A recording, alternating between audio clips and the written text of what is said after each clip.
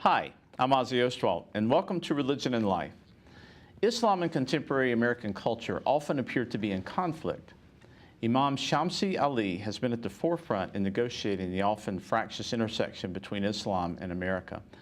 We welcome Imam Ali to help us understand the tenuous relationship between this great world religion and American culture. Welcome, Imam Ali. Thank you for having me. Such an honor to be here. It's an honor to have you here. Oh, thank you. You've been busy, and we appreciate you taking the time out of your busy schedule to join us today. I'd like to just introduce you a little bit to our viewers. You came to America in 1996, I believe, and from 2001 to 2011, you were the deputy imam at the Islamic Cultural Center in New York City, which is a very important and high-profile position. And you're currently imam in 2 mosques, I believe, sure. in New York still. Yes. So I came to this country.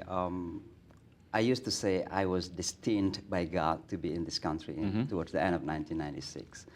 And since then, basically, I've been imam. I was leading one of the mosques that still I'm leading today, Masjid al-Hikmah, that belongs to the Indonesian Muslim community. But our congregation is a very diverse community. It's a small, relatively small community. We have approximately 400 to 500 congregations. And then the tragedy, September 11th tragedy happened. But when I came to to New York, the first thing that I realized is the importance of reaching out to my friends and my neighbors. So I was reaching out to my neighbors, knocking their doors, and they were surprised. Yes, what I can do for you. That's normally their response. I said, no, I'm coming because I know that Jesus Christ taught us to be nice to our neighbors, to be kind to and love your neighbors. That's why I'm coming to say hello to you.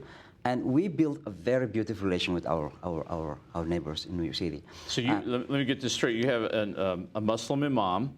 Yes. Going around the neighborhood talking to Christians, yes, Jews, and maybe other Muslims in the name of Jesus Christ? In the name of Jesus Christ. Oh. I think it's very simple thing for me because I'm a Muslim who believes in Jesus Christ, and I think all Muslims believe in Jesus Christ. And sure. And so every beautiful thing that Jesus Christ teaches us, is a part of our teaching as well.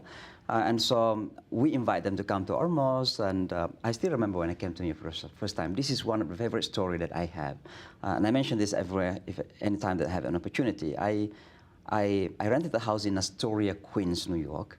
It's a very diverse community. So my neighbor was an Irish Catholic. He was a senior citizen, 70 years old. So every morning he went out from his house, clean his driveway, and mine too. So imagine, I was born in Indonesia, the largest Muslim country in the world, 90% of the population are Muslims.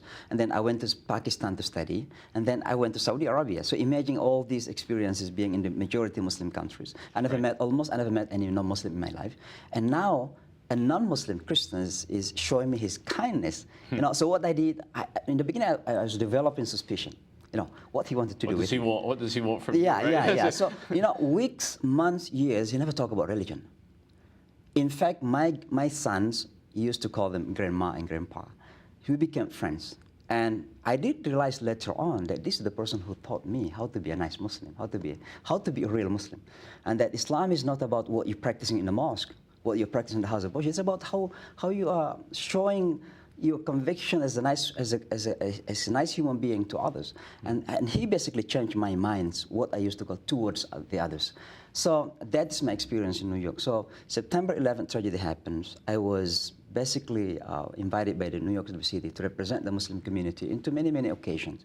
And this is in an event at Ground Zero, I think, is yes. You appeared there with the president. Yeah, the first one basically is there was a press conference called Religious Leaders Response to the Tragedy. I was representing the Muslim to speak, and then 2 days later, and that is on Friday, the tragic event happened on Tuesday. Right. So Friday, President Bush came to New York, and he went down to Ground Zero. But before that, we met, and we had an opportunity to talk with the president. And so since then, I basically represented the Muslim to many, many occasions, including there's a big event at the Yankee Stadium called Prayer for America. I was also representing the Muslim at that event. So since then, people informally call me as the moderate face of Islam or ambassador of Islam, whatever, even though I don't believe in so-called otherwise. I do believe that religion must be moderate. Right. be it Muslims, Christians, Jews, whatever. Moderation is the only way for us to survive. It's a beautiful story you tell about your Yeah. neighbor, your Yeah. Irish Catholic neighbor. Is Yeah. that part of what led you, what some of our viewers may not know is that you have been not only the face of moderate Islam in America, but you've also been very active in intercultural and interreligious dialogue, Sure. particularly between the Jewish community, the Muslim community, and the Christian community. Did that interaction with your neighbor have any role to play in pushing you in that direction? Yeah, it has a lot of roles in it, but that I realized later on. Basically, he was the one who reminded me to come back again to study religion, rereading my books. So one of the verses that I found in the Quran, it says that, "O mankind, we created you from a single male and a female, and we made you into nations and tribes, so that you get to know one another." And from that verse, it struck me in the beginning because I've read this verse many, many times before. I never realized that this verse basically is talking about human beings in general. Now, it says that we created you into nations and tribes. Means nation is not the nation state that we understand at the moment. It is about group of people. So God wants us to be diverse. That is what we call the laws of God. If He could do it, there's another verse in the Holy Quran says that if God so will, He could have made you one nation. Right. He could make you all Christians or Jews or Muslims, but he doesn't want that. He wants us to live in diversity so that we can learn one another, because by learning one another, we can share. We can share and care. And so that verse basically struck me, and that also encouraged me to even do what I'm doing at the moment, building bridges of understanding, communications, and not only communication, but partnership with Christian communities, with Catholics, with Jewish. And that's why I'm going to talk even lengthy tonight about my connection with the Jewish community, because there is a sensitivity in it. I know in the Muslim world, when you talk about Jews, that is really very sensitive. Sure, because of the Middle East conflict, of course. So there is a certain backgrounds of that, and so yes, that person basically contributed a lot into that. Yeah. But that example that you have used, your interpretation of that verse from the Quran is a good example, I think, of your moderate theology, where you see diversity of cultures as a strength. And Surely. That's not always the case, not only within the Muslim world, but in the Christian world as well. So Exactly. that's a voice, a moderating voice, if you will, that, that needs to be heard. So what must it have been like in the days and weeks and months after 9/11? Here you are, you're kind of pushed to the forefront of the stage, if you will. Your face is out there as a leader in the American Muslim community. It was very tremendously challenging. I was at the United Nations building when that happens. It was 8:30, 8:15. I was there, and it was announced that you have to evacuate the building because terrorist attack happened in New York. So I was walking from 42nd Street up to 59 to it's called Queensboro Bridge, and I was able to stop a car, so I sat behind the driver, and he didn't know that I was a Muslim, possibly because my outfit is just like this. You know? There's a stereotype out there say that if you're a Muslim, you have to be different in outlooking. So he continuously cursed Islam and Muslims, and from that moment I realized that we are in trouble basically. And just days after that, some mosques were attacked and some Muslims were being attacked, but there are always blessings in disguise. It reminds us that we are now all challenged. We Muslims and non-Muslims are all on the same board. And we Muslims feel that we are basically even challenged more than anyone else. Number one, because our religion has been hijacked for these evil things. I've studied this religion since my childhood. I didn't see anywhere say they kill innocents, simply because you're different. Number two, because we are Muslims, some of our friends, feel or think that we are representing such people who claim to be even better Muslim than average Muslim like myself. And so it is tremendously difficult. But thank God that New York in particular is a very diverse community. It changed dramatically. I mean, when I attended, it's one of the not difficult, but I think I never forget that moment when I accompanied President Bush going to Ground Zero. Right. I was only two imams invited, myself and one was African American imam, and we see all people line up, crying and tearing, And now I'm a Muslim here, Muslims. So those Muslims who claim to represent our religion attack, and now I'm a Muslim here, feeling their feelings, losing their loved ones. You know, it's tremendously difficult moment, very challenging moment for me. And so it is really difficult, but the good things about America is that America really very quick in reaching out to the Muslim community and embrace us.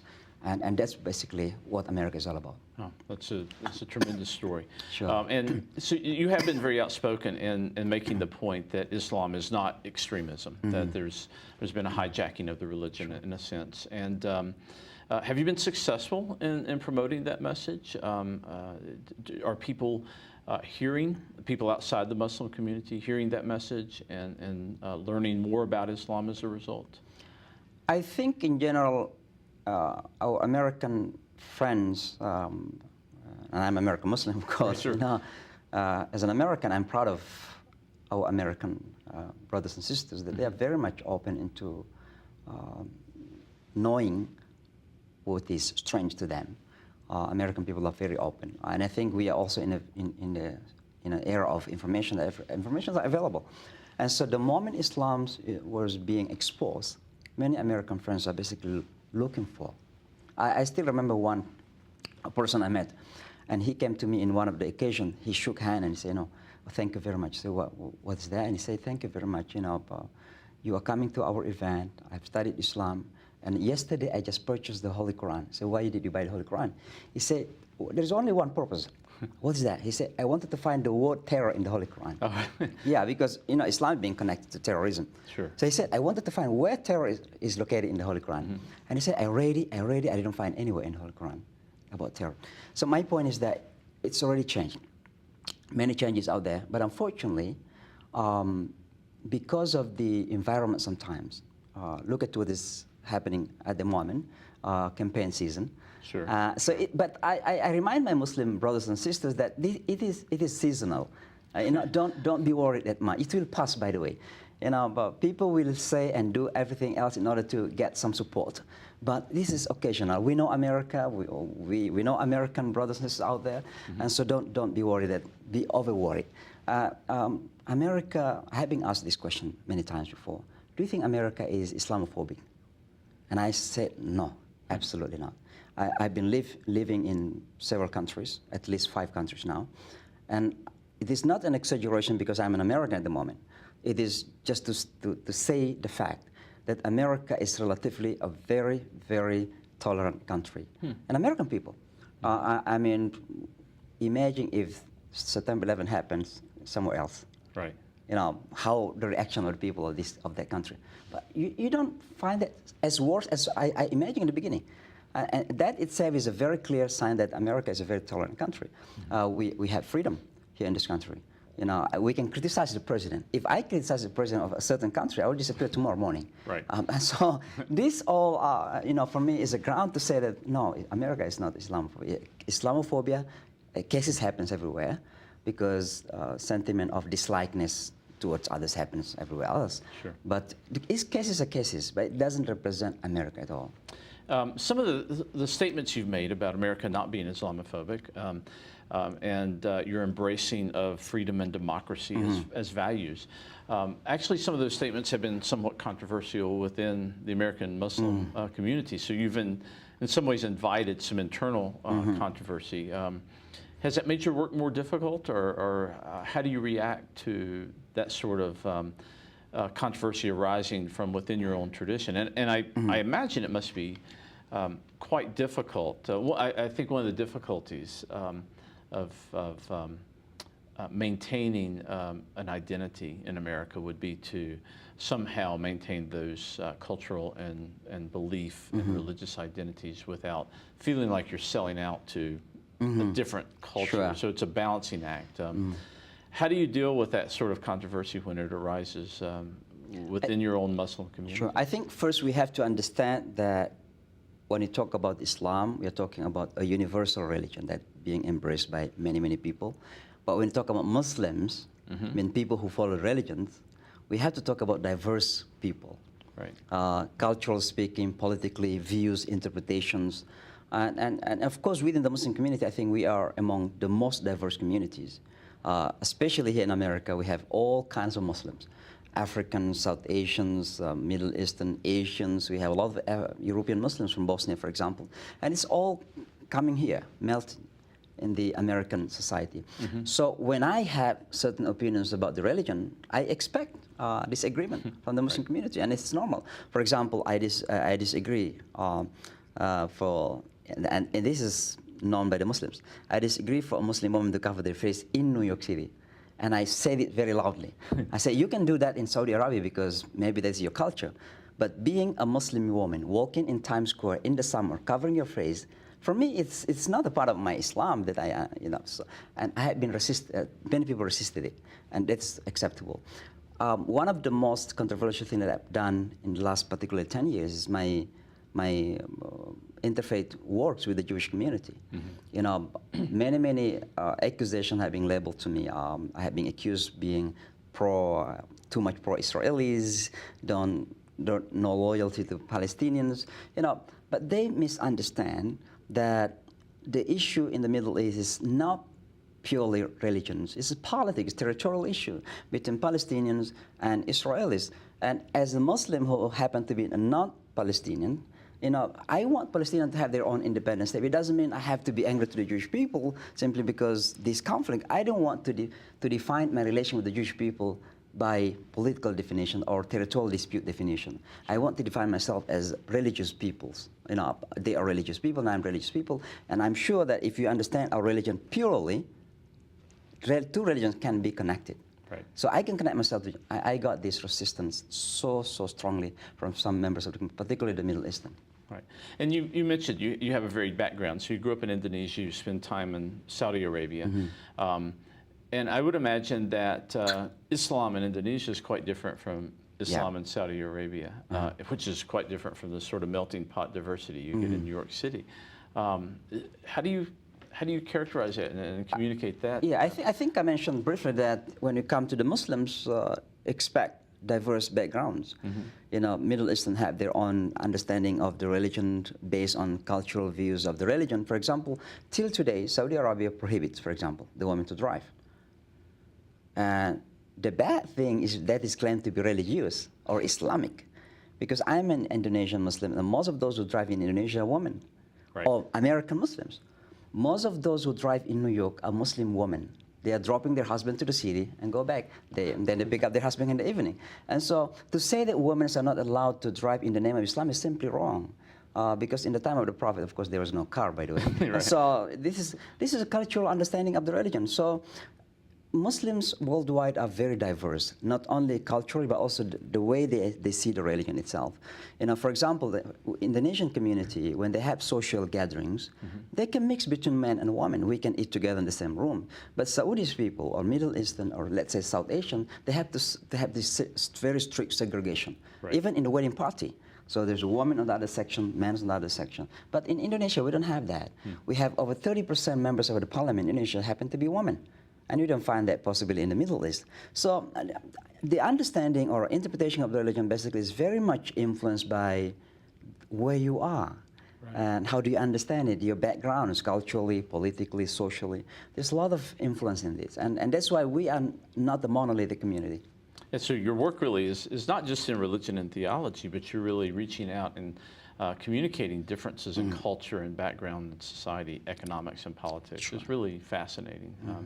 And your background is so varied as well. I wanted to ask you, I read somewhere, this is a little about you, that as a child, you learned the Quran in 8 months.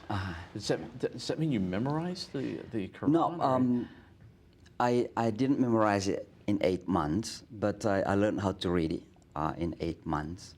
But I don't know, it's the reason that I love it too much. And afterward, I began to memorize. And I memorized the Holy Quran, so it's out of memory. In Arabic, before understanding any words of Arabic language, but it just stayed in my mind. Wow. But I was a kind of rebellious child, and so the reason why my father sent me to an Islamic school in Indonesia, because at the time, Islamic boarding school especially, is considered to be a place where you can discipline your child. If you are rebellious, that send you there. I call it holy prison. Holy prison? Yeah. Okay. But we study religion, by the way, and I Okay. fall in love in the Islamic studies. So, yes, I studied in 8 months, and I was able to read it. That's fascinating. So even at a young age, you had Yes. this real commitment to the religion, to the Yeah, text and whatnot. that's true.